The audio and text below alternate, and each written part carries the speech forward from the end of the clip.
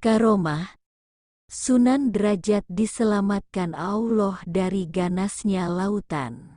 Sunan Derajat merupakan salah satu murid dari Sunan Gunung Jati dalam mempelajari ilmu agama Islam. Murid dari Sunan Gunung Jati ini terlahir pada 1470 Masehi. Nama kecil dari Sunan Derajat adalah Raden Kasim. Sunan Derajat merupakan putra Sunan Ampel. Sunan Ampel sendiri merupakan guru dari Sunan Gunung Jati. Sunan Derajat juga merupakan saudara kandung dengan Sunan Bonang. Ia juga memiliki gelar Sunan Mayang Madu. Sejak kecil, Raden Kasim terkenal karena kecerdasannya. Dia belajar ilmu agama Islam langsung dari Sunan Ampel. Saat dewasa, dia mendirikan pondok pesantren dalam Duwur di Desa Derajat, Paciran, Kabupaten Lamongan. Sunan Derajat sangat dikenal dengan petuah-petuahnya, yakni berilah tongkat pada orang buta, berilah makan pada orang kelaparan, berilah pakaian pada orang tak berpakaian, dan berilah payung pada orang kehujanan. Jiwa sosial yang sangat tinggi dimiliki Sunan Derajat terutama kepada fakir miskin.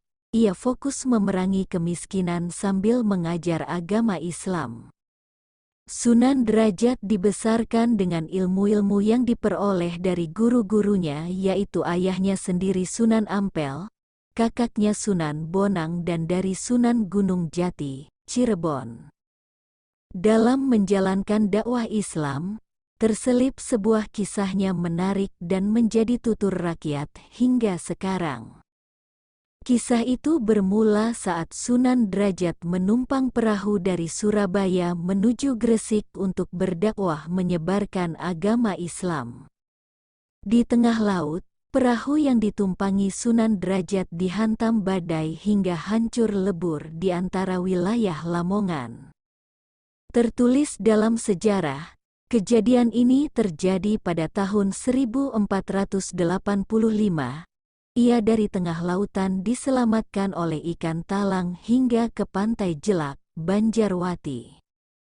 Saat Sunan Derajat terombang-ambing di tengah lautan, tiba-tiba 2 ekor ikan cucut dan talang berukuran besar datang. Kemudian, Sunan Derajat naik ke punggung ikan itu dan mendarat dengan selamat ke Kampung Jelak, Banjarwati. Dari kejadian ini Sunan Derajat berpesan agar anak keturunannya jangan pernah memakan ikan talang, karena atas izin Allah, ikan talang telah menyelamatkannya dari ganasnya lautan saat itu.